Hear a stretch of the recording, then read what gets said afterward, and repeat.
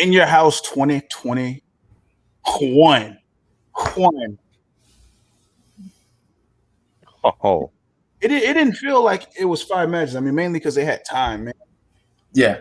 But I'm not gonna say I didn't enjoy it because I enjoyed it. There were now, granted, there were certain things. There were certain things, certain matches that I almost didn't that I almost didn't agree with. But overall, TakeOver is going to take over. Yes. I mean, have any overall thoughts on like? But let's just go ahead and just get this out the way. oh. Go ahead, Mr. 5-0. You Yeah. Go ahead and get your vote and all that. Go on, do what you gonna do. What is Go it? ahead. Pop off, as the kids say nowadays. Yeah. I mean, look, I'll say this. When this prediction thing happened, I didn't think that I would sweep the board. I figured that I would get some shit right, but I didn't think that I would sweep the board. I mean, coming from the beginning of the show. I mean, you think about the 6-man tag. When that happened, I was like, cool. I'm on the board. And then the next match happened. And see, what really got it was when LA Knight won the match. That's when I was like, oh, this could be a thing. I could possibly sweep the board here. And that's truly what happened. And Kross made it happen. Kross is gonna cross. At the end of it.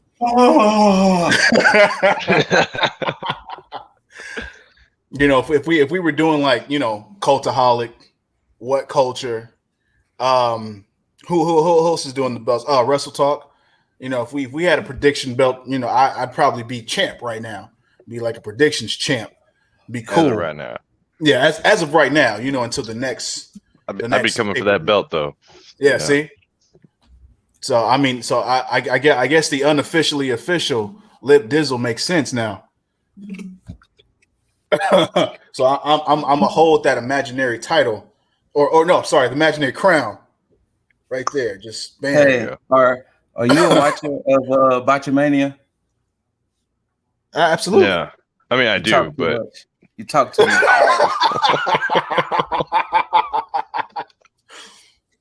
Fair enough. Well, you know what? Let me stop gloating and talking about my crown. Let's talk about what went down in your house. Bahars, and he had to dip.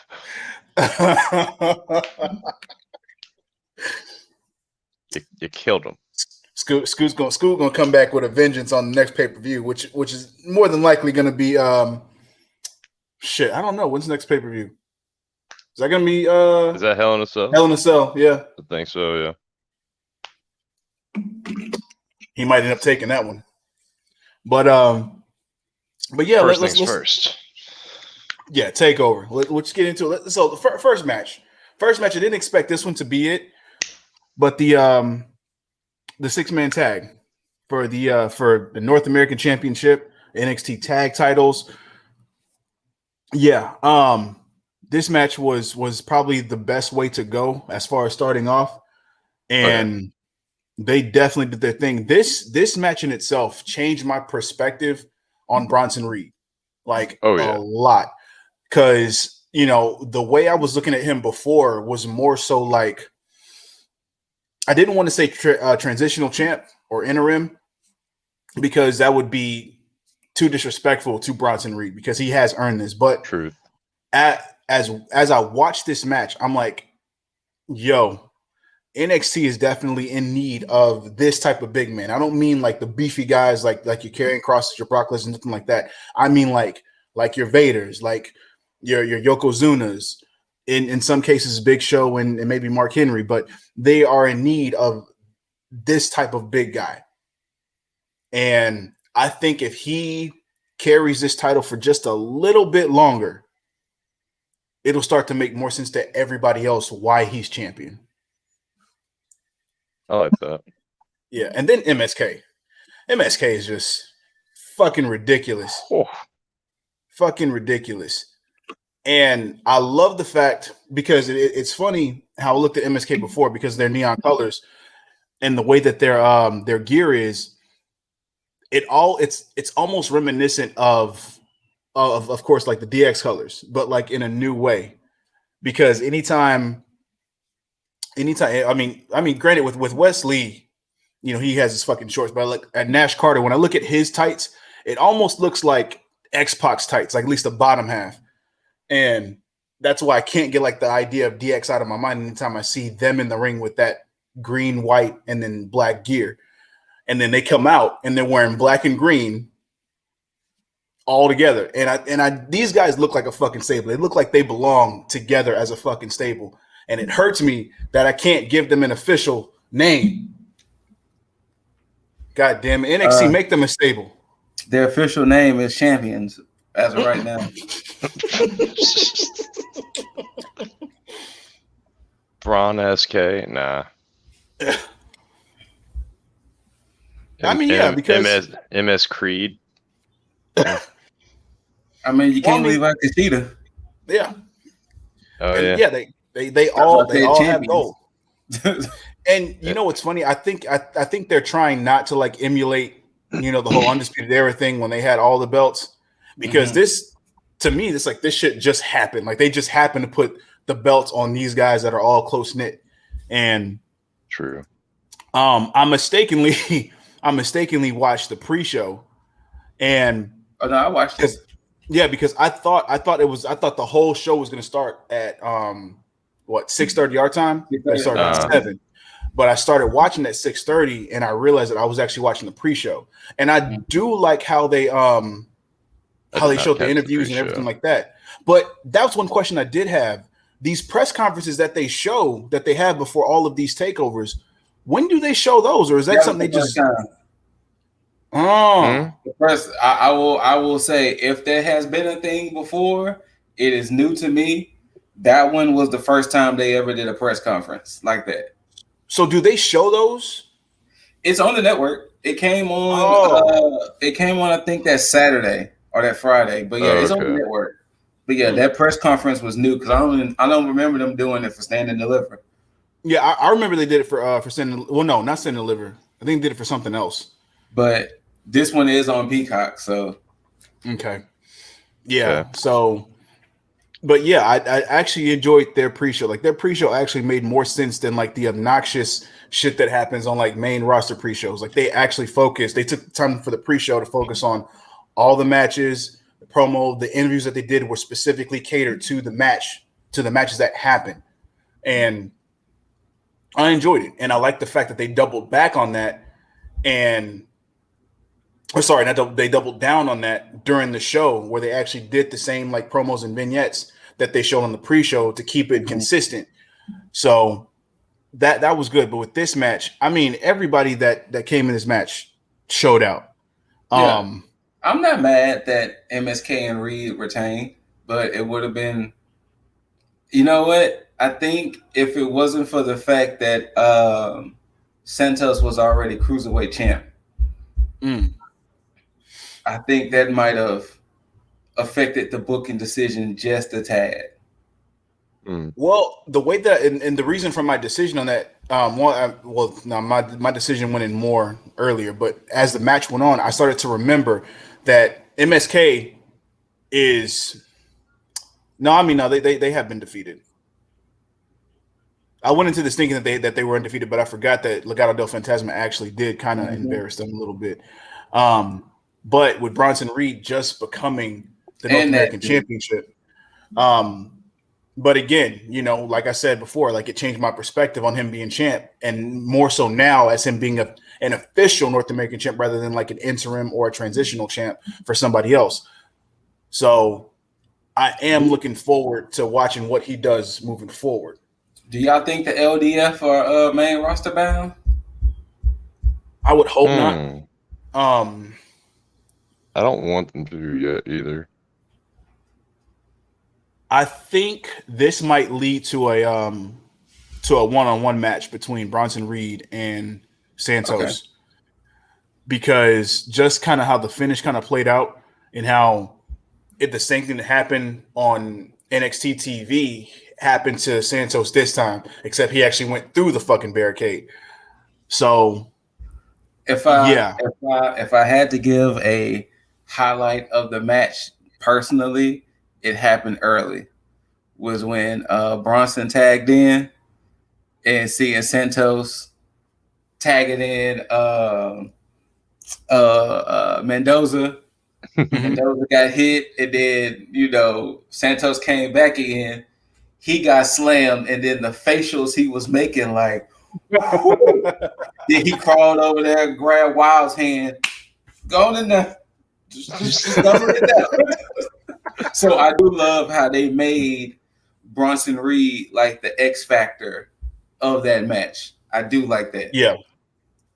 But Bronson Reed definitely filled out that big man status to every oh boy. When Santos hit him with that Michinoku driver, it was like, damn. Yeah, I was surprised because like when he tried to get him up the first time and he couldn't do it, but then he came in and got him up again. I was like, oh, it was a nice little shock. Mm-hmm. So shouts to that. I didn't mind being wrong in this prediction at all. I didn't mind. Now, granted, there were times where I did think Legado was actually going to take this. Yeah, I think it was two different spots that I thought that I was like, oh shit, I might be wrong, and they might pull the trigger on this. But yeah, and I at the same time, I think it's also credit to the full on tag division because of the fact that there's so much going on. Like it's like anything is possible. Like regardless of what's going on, those tag titles aren't just going to stay in on MSK just because they're MSK. Mm-hmm. So, no, I don't want to do that. So we're going to just strictly stay on this. I don't want to bring in the other promotions or anything. So, I honestly wish I could say that. Or go ahead. I'll say this: I'm glad NXT does it better than WWE when it comes to stuff like that. So I'll compare promotion with promotion. I won't compare it to AEW or anything, but NXT does it right that MSK are the champions for a reason. It's not like Braun Strowman and a 9-year-old winning the title or when they gave it to the B team for like a week or MSK are the champions for a reason type of thing. Yeah. So yeah. It definitely helped that every time, like just everything that MSK was doing, like and Bronson were doing as a unison was like a highlight reel moment. There was nothing that they didn't do that I felt like didn't deserve a replay. Yes. Yeah. Bronson, I was not expecting a suicide dive out of him. No. like he showed out in force, and I don't know. After I saw him put Santos through that wall, I was like, "Oh, I think I know the direction this match is going." Yeah, the moment he put Santos through that wall, I was like, "Yep, MSK and Reed are keeping it." Yeah. At that point, I definitely knew that was it. I wish I would have known what Santos was going to do with the North American Championship because he sure as hell screamed in front of the camera like he was about to do some legit shit. Mm-hmm. Right.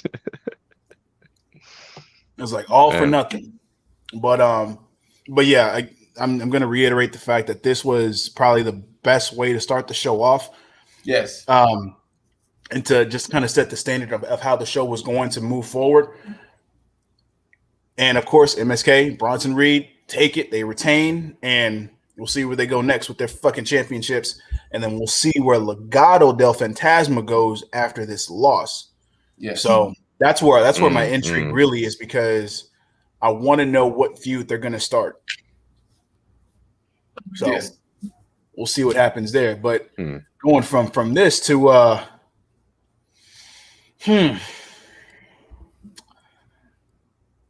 Mercedes Martinez and Xia Li.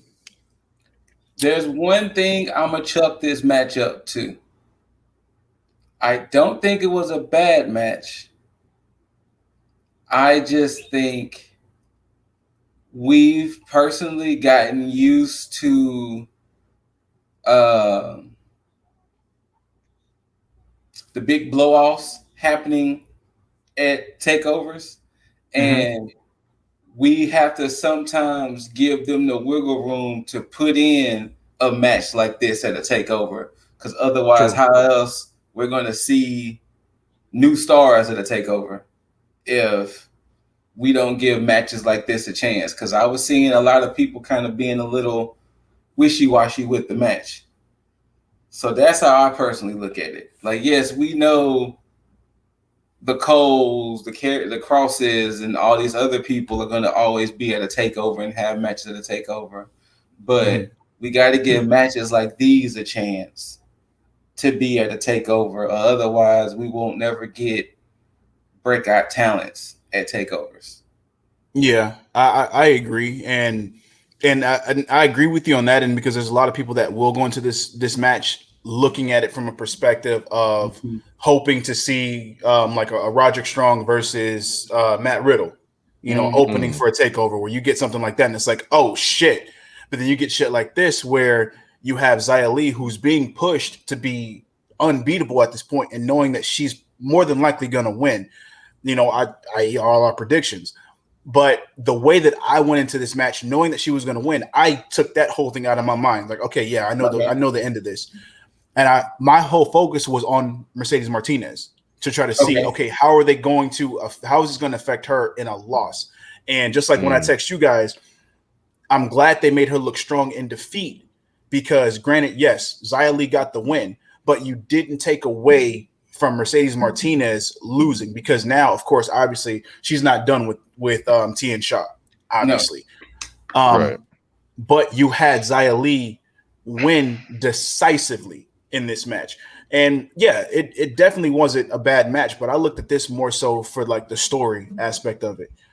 So yeah, that's where I feel like the biggest drawback to this match was those post bell.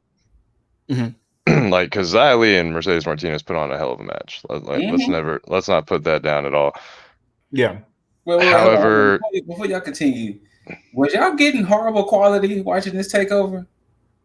No. Not during, because Peacock was giving me the shittiest quality. I watched it on Watch Wrestling. I had issues on the shittiest quality throughout the whole show. I had issues with Peacock in the beginning, like when I was trying to get Peacock started, like the app was tripping. But as far as like watching NXT, yeah, it was cool. It wasn't. Like I said, watching it was cool, but as far as the quality it was giving me was horrendous. Yeah, really? No, my quality stayed consistent. Like I even exited out the app. I did some stuff and it was still horrible. But I'm sorry, Jaeger, what was you saying now? Oh, you're fine. No, it was just post match or post bell when Boa handed her the chair, and then she looked like she had like some doubts about using it, and then Mercedes just, I don't want to say destroys her, but just dominates her throughout that, and then calling out the Tian Sha.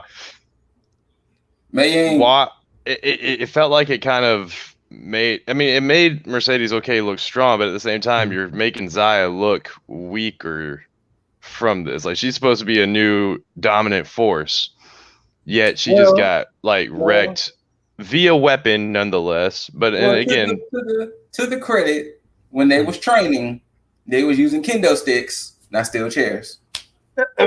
Fair. They was using kendo sticks, not steel chairs.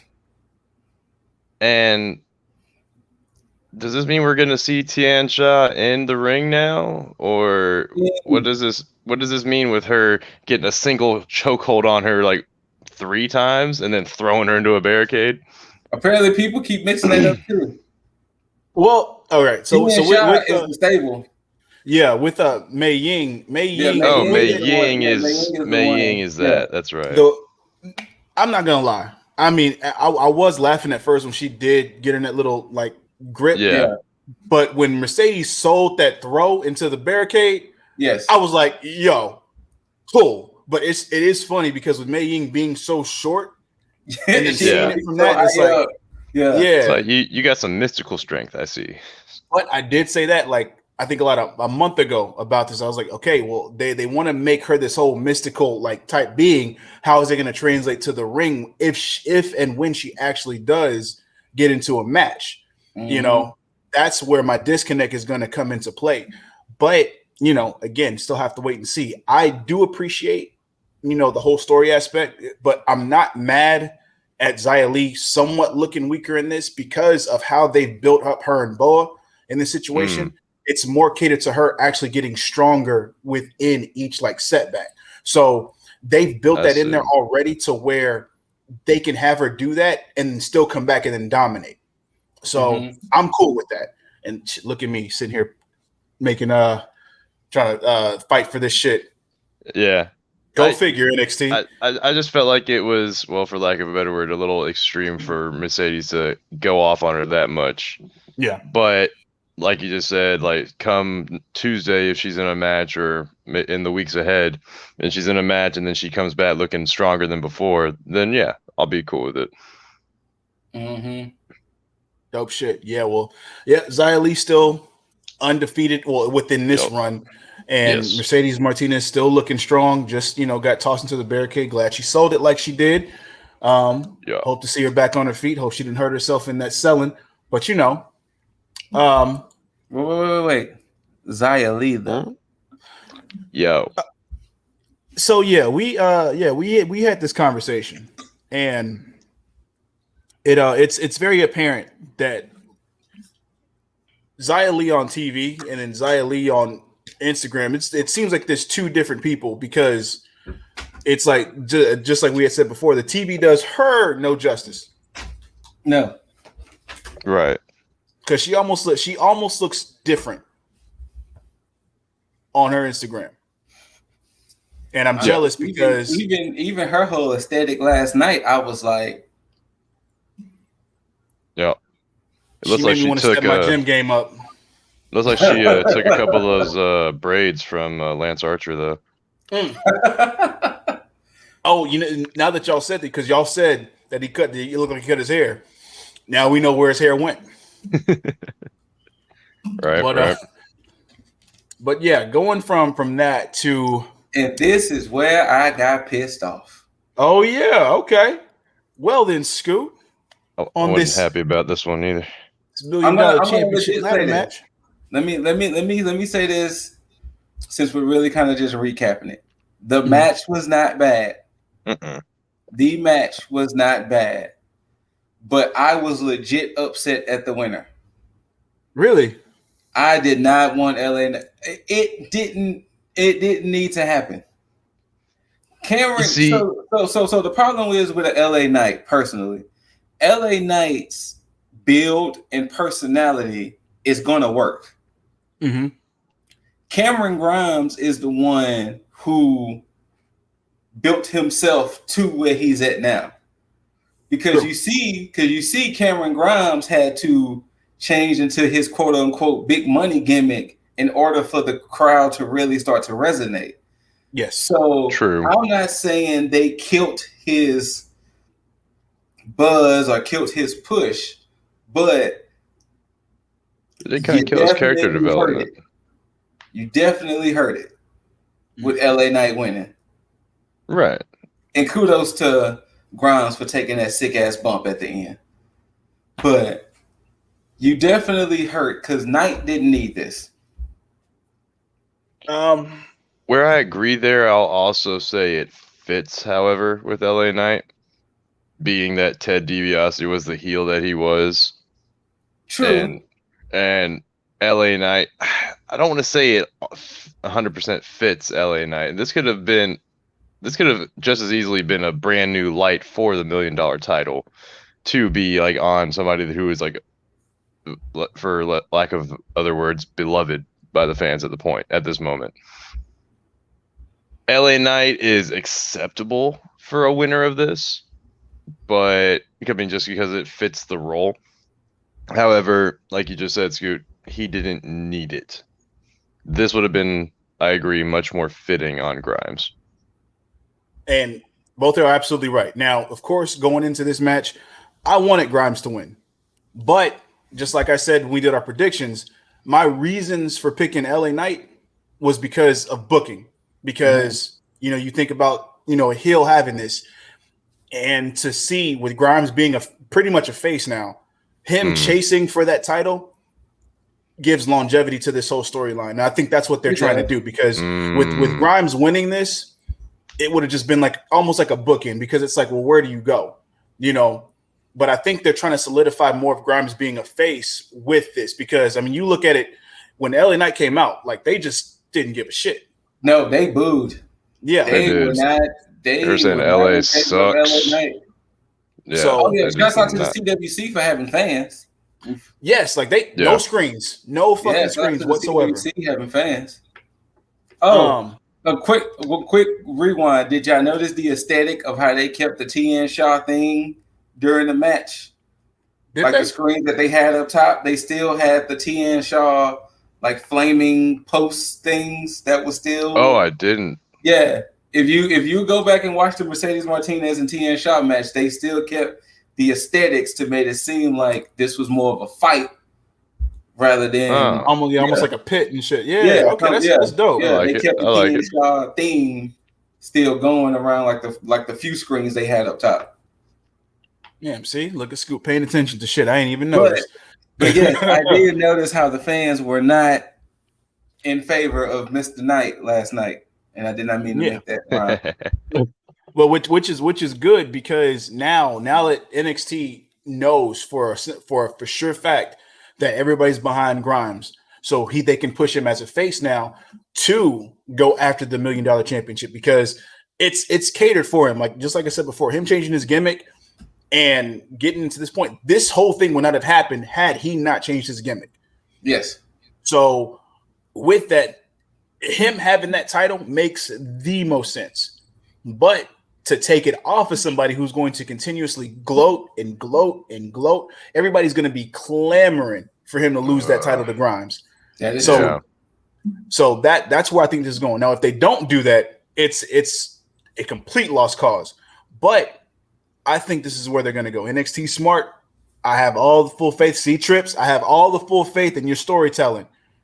But but the bumps that they took, I mean, of course, Grimes took that end bump, but the way that some of these bumps that they took, I think Grimes took one on the ladder that was halfway. Yeah, it was like more vertical. Yeah, he landed on a shoulder and all that. The spot where I thought LA Knight hurt himself was when they had the ladder that was up in the corner, and they didn't have it. They had it standing up with the side peeking up, and he did that slam, and then the way Knight came down on it, I was like, "Ooh, shit!" But they took honestly some nice little bumps. I like the way that he was perched, or I guess thrown over the rope, onto like slamming onto the ladder. And they got a good shot of this where the ladder was like nice and cracked, and then he was kind of dangling off of it. Yeah. I'll say one gripe, but on two occasions, is where the cameraman caught like Knight looking at the mat, like trying to see where Grimes was at as far as ladder progression went. And then when they both went over the apron or went over the ring to the floor, and you see Knight like saying something to Grimes. Oh yeah, when they're in front of the announce table. See, like you good? Like yeah. But yeah, like I said, it wasn't a bad match. But hearing your thoughts on it, Dizzle, helped me more. But I'm not gonna lie, I was highly disappointed. As you should be. If I don't see where it goes, Dizzle, then if I don't see, you get shit all over it. It's gonna go looking as brown as a Cameron Grimes jacket and hat.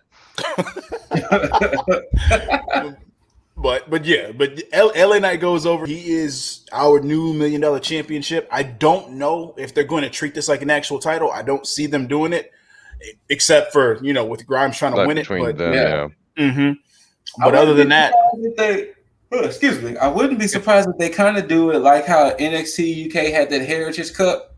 Because was it A-Kid had won it? And then I know a month or so ago he lost it to Tyler Bate. So Tyler Bate now has the Heritage Cup. So I wouldn't be surprised if they do it something like that. where it's something defended every then and now type of situation. Okay. I could see them doing it. Yeah. I could see, and I'm like booking this way down the road, like assuming Grimes takes this $1 million title. Mm-hmm. I could see someone in Hit Row holding it after Grimes. Top dollar. I mean, something like that. Something like that. I mean, why or not? Maybe even Swerve himself. Who knows? Just for the bragging rights. I don't know. I think I can see Swerve being the one to beat Bronson at this point. Mm-hmm. Yo. I give Bronson 2 more defenses at least. Okay. And then we get into that program. But the next fight match, Kross. This matter of fact, I was about to say this has Scoot written all over it, but there was a surprise in this match that Jaeger had to unpack. I mean, that got FedEx Expressed. Raquel Gonzalez defending her NXT Women's Championship match against Ember Moon. I have 1.5 gripe. 1.5. 1.5. 1.5. 1.5. The one gripe is I hope pretty soon they can move away from Dakota always interfering. Yes. That's the one gripe. That was my gripe. I hope they can start moving forward to where eventually take the X factor of Dakota out, because it's not putting my girl Raquel in the best of light as a 6-foot champion. I have something to say to that, but I'm gonna get to that later. And the half gripe, how dare Shotzi Blackheart stick her nose in business where it don't belong? Yeah, I said it. Well, she never touched Raquel though. She did not. That is true, but she still she got rid of the X Factor, and to be honest, Shotzi should have came right back out there and got herself even with Raquel after she had gone through some things. I guess at Great American Bash, July 6th, it's probably going to be Shotzi and Raquel. Probably. I will say this. That didn't know, they did announce that Great American Bash. And yes, just small sidebar, guys, but Dakota Kai though. Dakota Kai. You know what? I'm not gonna lie. Ever since she went heel, Dakota Kai though, Kiwi buzzsaw. Buzzsaw. I mean, granted, it was an expensive Yo Girl Dizzle, but Dakota Kai though. Yeah, I know. Tegan's gonna be back though. But I will say this, because just like I said about Bronson Reed, there were some things about Raquel being champion that kind of turned me off a bit just on how the booking went. But looking at how she is in these matches, and we've come on here and said, how somebody becomes a champion, just like we said with Kaylee Ray, with how she became champion, it's like nobody ever looked at her as a champ. And as soon as she became champ, it's like, oh, it's flipped. It's not the same with Raquel, though. The difference is that Raquel is elevating since she has become champ. It's like every match she has, there's something new to her repertoire that makes her look even more. Like, of course, we've seen, the hard-hitting shit with her and Mercedes, but watching this match and watching the type of offense she used is half of that shit that she used was not used prior. And I love that, because she's keeping every one of her matches fresh. It's not the standard, oh, I'm the big woman, I'm going to sit here and dominate this. No, she's going in and she's actually doing things that most people wouldn't think of for somebody at her height. Yeah. And I appreciate that, because it keeps me intrigued and interested in watching more of her matches, regardless of how they book her as a champ. When she comes in, I'm like, I know I want to see something different when I come into this match, and I know I'm going to see it. So there's that. Now, to address the Dakota situation. Wait, hold on. Before we address the Dakota situation. Okay. All right. I'll give praise to the fact of, one, Raquel being always beautiful, but the fact that she can work with smaller opponents.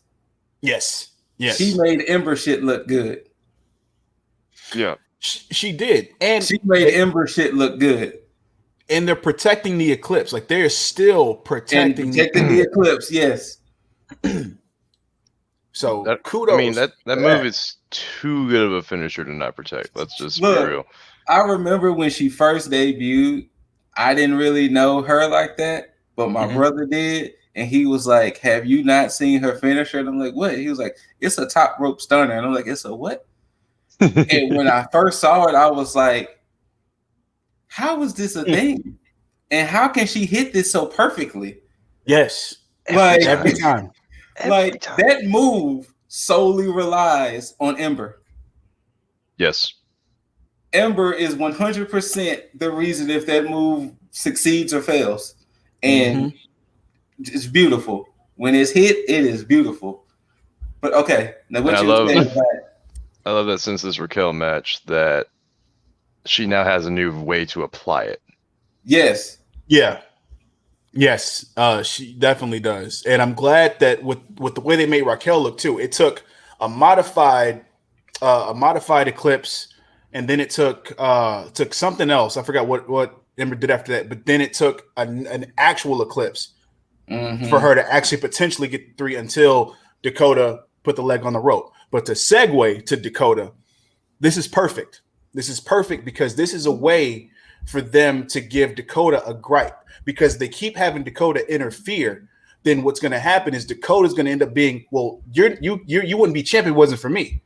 I should be champ if that's the case. I keep helping you out, so then I should go ahead and be champ then, because you're clearly not doing it. So that's what's going to set up that feud, and then push Raquel to do it on her own, and then show her out as a champ. Because all these matches they used to have now, only at the top, perfect experience gainer for her. Yes. For that way, when she takes on Dakota, she'll go from that, and then she'll be on her own solo, showing everything that she's learned up to this point. That's what I was seeing. So I know you want Raquel to do it on her own. I do. But I know what's coming soon. I know. Was this the first time I've seen her put the belt like on her back like that, like spin the belt around for her little pose? That's how she's been doing it. That's a thing. Yeah. Okay, I don't know why I just finally recognized it as well. She did it with the tag title. Yes. Okay. Even though we had it for an hour, but you know. I just finally recognized her doing it like that. Maybe it's just because of the way they were doing the intro for the match. Yeah. But I was like, damn, that looks good on her. Like the way she does that. You know what's funny? You brought attention to it without bringing attention to it one time. You brought attention to it one time when you said Raquel does her best to show off that back of hers. You're absolutely right. She was women's champion. Well, that's me gonna be slapping past Jaeger now. Let's just reach back in time here. Before we get to the main event, I know there was a promo with Tommaso and Toothless Timpy, hence the name, and I can't wait for that tornado tag match Tuesday. Can we give a shout out? And I'm looking at the photo, and I'm gonna read the hashtags. Can we give a shout out to the Headband Kid, Theory Power, 123 Candace, Indy Ramon, and Hunter Hearst Houndsley? Wait, hold up. Did you not see the full photo with all four of them? I did not see this. I did not. Go to Johnny Gargano's Instagram because it will show up kind of blurry here. But yes, the Headband Kid, Theory Power, 123 Candace, Indy Ramon, and Hunter Hearst Houndsley. I want to give a shout out. Oh my gosh! I'm kind of mad that I'm kind of mad that Candace and Indy didn't have a match to say they had that gear on. But it should have just came out with Johnny. They should have had. They should have, because it would have made more sense with Johnny's gear. Yeah, it's all right. Oh, damn. Yes. That is. if you went to Johnny's Instagram, they surprised Triple H and Shawn with it, and they said Trips and Shawn had no idea that they was doing it. That's cool. That's cool. That is. Yeah, so special shout out to that, because that was attire of the night. Yeah, because when I seen it at first, I was like, "Wait, what gladiator gear you got on?" And then like when he walked up more, and then I seen everything, I was like, "Oh shit!" Mm-hmm. Well, see, I already knew prior to the match that. Oh, okay. Yeah, see, I knew because of Instagram prior to the match. That's what they had on. Well, I got the nice little shock about you, but I do wish they were all there, because then they could have showed that. Because then I would have been like, "Yo, nice homage to the fucking Click, for real." But but yeah, definitely. But nice little segue too, Scoot, because Johnny was the first man out there. The aesthetics of this match, I will say this: not only was this match of the night, I'm not mad at the winner. Neither am I.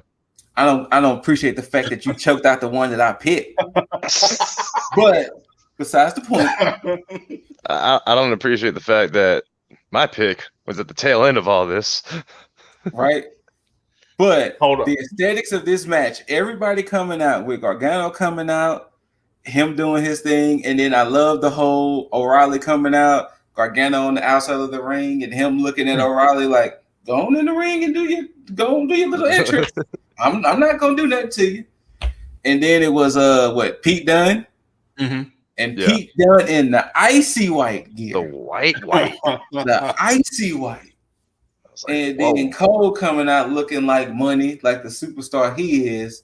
And then, of course, you had the champ, Karrion Kross, who stood in the middle to let them know, this is my NXT. This is my title. This is my ring. Come and get it. Yo, but for the end of his entrance and all four of them to be at each corner. Yes. Like, they did that so seamlessly, yes. And did you see the little LED boards of how they had the names listed? Oh, no. All of it. The aesthetics of all of that. Because like they had the names going vertical, but they had Kross's name in the center with him being the champion. All big and everything. And it was like, the whole aesthetics of this was amazing. I need to go back and watch that. Yeah, like I said, it's fucked up as Peacock was giving me blurry feed, but the aesthetics of all of this was pretty amazing, and to just see these five. But though you said your man was taken out, he might have been MVP of this match. Yeah. One thing we have to say about Cole. Motherfucker is over. Yes. Like period. Like bye. And that's the thing. Go wrong. And I'm glad he kept the boom on his entrance. Yes. Mm-hmm. I'm definitely glad he kept that. He's always gonna have Adam Cole, baby. Like that's gonna always be his thing. But I'm glad he kept the boom. And I'm glad that everybody was with it. Because all he had to do was do the fucking count and then just in sequence at the whole If you want to know if you have a crowd in the building, just send Adam Cole out there. You'll know how many people are there. Right? Yeah. I like that his tights were exactly Money in the Bank formatted. Maybe that's foreshadowing for other things, but we'll see. Oh, damn. I didn't even think about Oh, no. Oh, no. No. I mean, where does he go from there? Unless he asks for a one-on-one match, it makes sense to go ahead and just send. He might, and I mean, and you know what? It's turning, and I'll get to it after. But yeah, this whole fucking match, there was part of it that kind of pissed me off because it started to look like the typical like multi-man match where everybody scatters out the ring. You got two at a time in the ring and hitting their spots. And then I started to have like a nice little confliction within myself because then it started to come out. It's like everybody started hitting their spots and then everybody came into the ring and then they were really doing it to where I was like, oh, I'm not mad at it anymore. fuck y'all for changing my mind. But yeah, it's I like that Cole and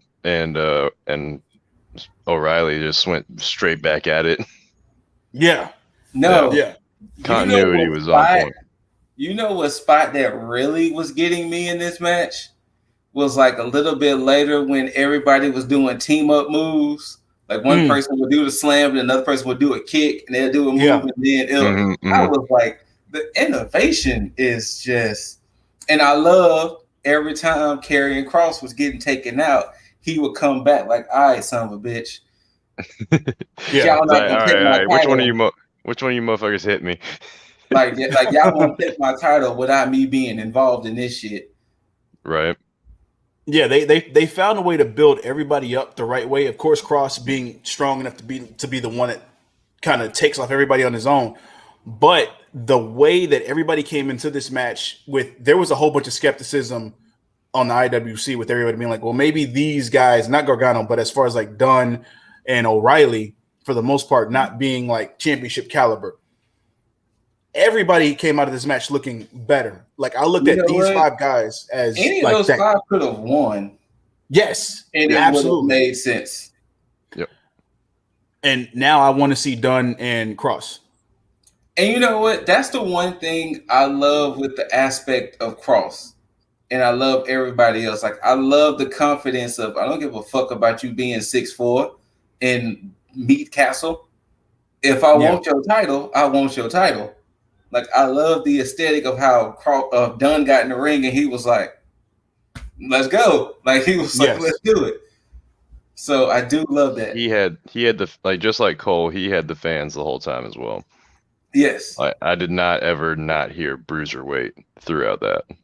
Yeah, and that's and I'm glad you said part of that, Scoot, with how everybody kind of looked at Kross is the fact that now with this match, I can see everybody being able to have a one-on-one match with Kross and it actually being a legitimate match. Mm-hmm. So, and I think that was probably by design because I think that more than likely all 4 of these guys are going to get a one-on-one shot with Kross.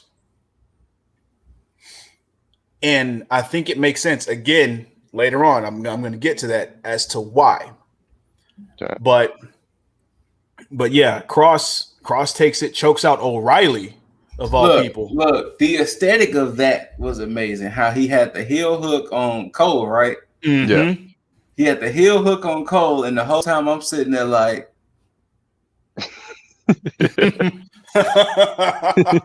and then you see that fucking looming shadow of Karrion Kross come in, him putting the straitjacket, but O'Reilly still had it. So I was like, yes. The next thing you know, Ashley called it out first. She was like, oh my God, look at O'Reilly. O'Reilly was slumped. Like he was slumped. Like he sold that beautifully.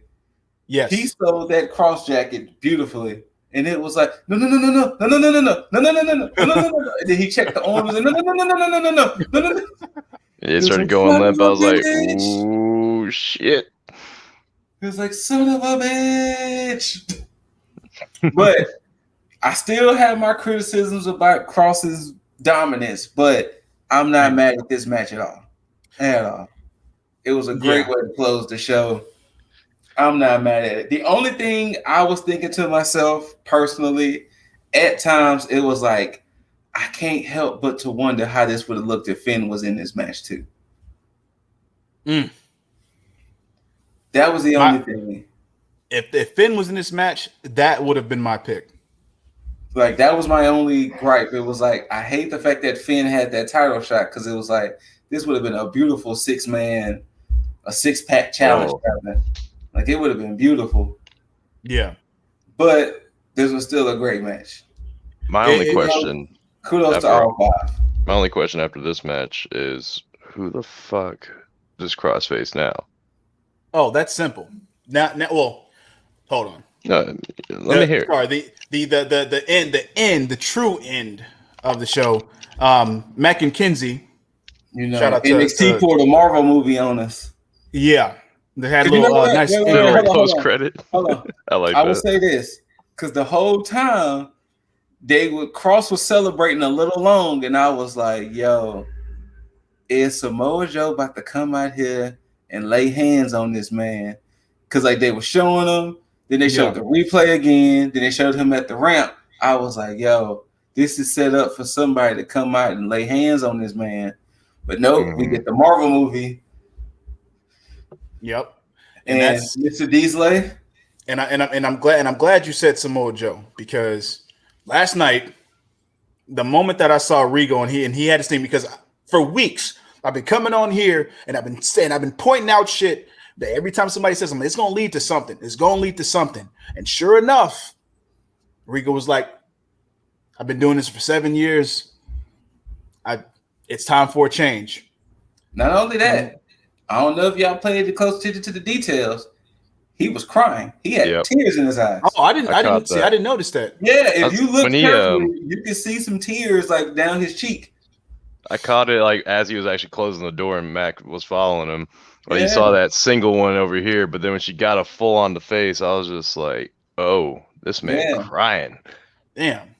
Well then, again, I need to go back and watch that shit again. But I had sent out a text because I immediately popped in my head. I was like, Samoa Joe might be the one to replace him until he returns. And that's what all the reports today were saying. And it's funny because even when I said, and I'm glad that I said that until Rigo returns, because this is where all these single matches come into play. I see Joe coming in and trying to, run shop of Rigo's away, being the interim GM, and people still causing problems for him. Mainly Kross. People Kross causing problems for him, and him just being like, hey, I'm not Regal, I'll fuck you up. But I feel like Kross is gonna have all these contenders and have all these singles matches while he's having this whole side shit with Joe, and then Regal's gonna come back and set that shit up, and Joe is gonna take that title off of Kross. Well, they did say they're looking to where it might be Joe might, like you said, interim until he's, I guess, cleared by WWE doctors. Yes. So probably until the next takeover, roughly, which would be sometime in August or maybe September, depending on if they do it before or after SummerSlam. I give Kross at least 2 to 3 more defenses before he starts something with Joe. And then Kross is going to lose, go to main roster. Joe's going to wreck shop like Finn did on NXT, because, this is a complete separate contract from main roster. NXT. He is solely working with NXT. He is NXT, yes. Oh, I didn't know those specifics for Joe. Yeah, a lot of that stuff came out today. Yeah, he is strictly NXT. There's nothing wrong with that. Again, shouts to Triple H for fighting for Joe hard to get him back somewhere, because Joe was going to go somewhere else. He was. Absolutely. So, Joe should have been WWE champion in some way, shape, or form. Like, there's no reason for why he should not have been. Shinsuke Nakamura. Brock Lesnar champion. But yeah, with that shit out the way, with NXT TakeOver in Your House 2021 wrapped up in a nutshell, do we have any final thoughts on the overall show? Not the show. Since we at the end, let me discuss it. Kenny Omega versus Moose. We're gonna do something a little special. This is a hot tag and a half, because I did watch most of the pay-per-view, but the only thing people cared about was Kenny Omega and Moose. Now, to keep y'all updated of what happened with the whole situation, 2 weeks ago, Sami Callihan beat Moose in a match. Okay. So Sami Callihan was going to get added to that match. So it was going to be a triple threat match for the title. What happened was Callis got all pissed off about it, and they had a summon because even Tony Khan showed up this past Thursday. Yeah. And what they announced was the winner out of Kenny and Moose was going to fight Callahan at Slammiversary. Mm-hmm. And that this match was so major, as you saw, Jaeger, that the main event was going to be at Daly's place. So that's why the main event was at Daly's place. So of course the match was going how it was going.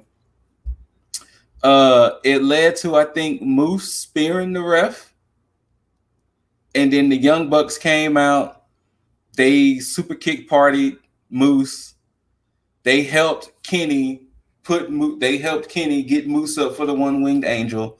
Of course, they wake the ref up. 1, 2, 3. Omega retains. Lights go out. Callahan comes. He starts beating up on the Young Bucks, and he was about to do the whole back to the chair to Kenny. Mm-hmm. And right when he did that, Callis fired him. That I didn't see. Callis fired Callahan. So now this week they're going to discuss what's going to happen at Slammiversary in this whole situation. So that's all what happened with that match. See, now I gotta go watch this match. Like, I know I said I was gonna. I know I said I was gonna get to it. I just didn't. Like I said, the rest of the pay-per-view was okay, but this all depends on how you feel about Impact. But the match wasn't bad between Kenny and Moose. It was just one of those, unfortunately, more story-driven. Yeah, unfortunately, it was like, is Moose about to really beat Kenny type of things. So, especially when you already announced a match for their next pay-per-view. And plus, you already did that. So, yeah. So to throw in that little extra tidbit for the peeps out there. Yeah. And now y'all know. And of course, if anything happens, we definitely gonna get into it when we talk about AEW this week. But yeah. Wait, let me pull you. Yeah, you got any final thoughts or anything you want to jump on? Outside of Shotzi? God